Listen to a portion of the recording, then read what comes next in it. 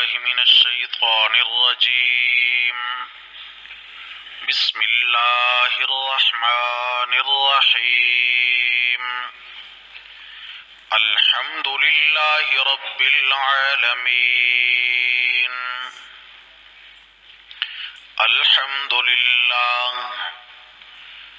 تمام صفات خداوندی اللہ ہی کے لائق ہیں.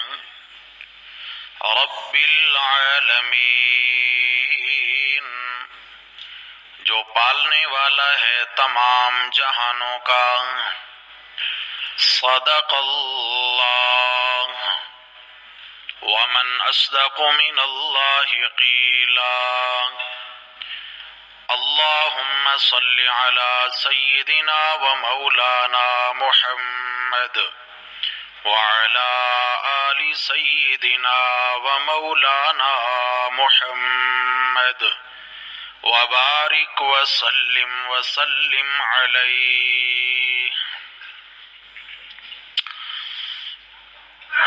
حضرات محترم،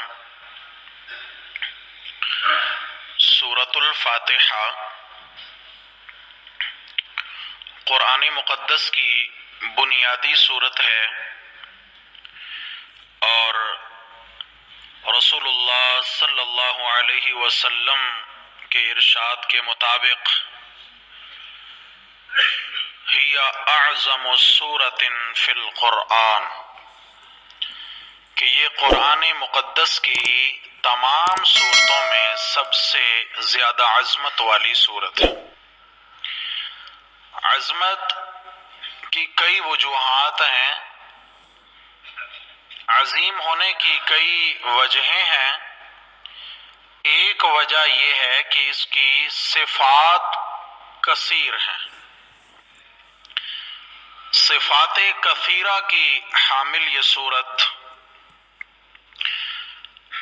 اس کے کئی صفاتی نام ہیں، جیسا کہ امام فخر الدین رازی رحمہ اللہ نے تفسیر کبیر میں نقل فرمائے ہیں.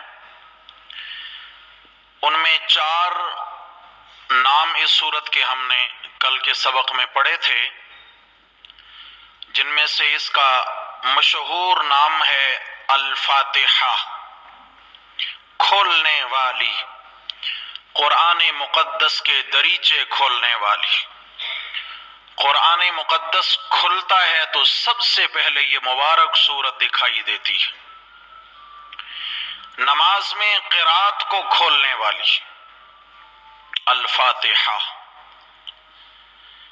اور اس کا دوسرا نام ہے سورۃ الکنز، خزانوں والی سورت. اس سورت میں بے شمار خزانے دفن ہیں، بے شمار خزانے دفن. اور اس کا تیسرا نام ہے، کچھ یاد ہے کسی کو؟ بھائی یاد تو رکھنے ہیں نا، یہ تو میں پڑھے جا رہا ہوں. سورۃ الکافیہ، ہدایت کے لیے کافی ہو جانے والی. کافیہ، وافیہ. الوافیہ بھی تفسیر کبیر میں ذکر ہے، الوافیہ اسی معنی میں ہے.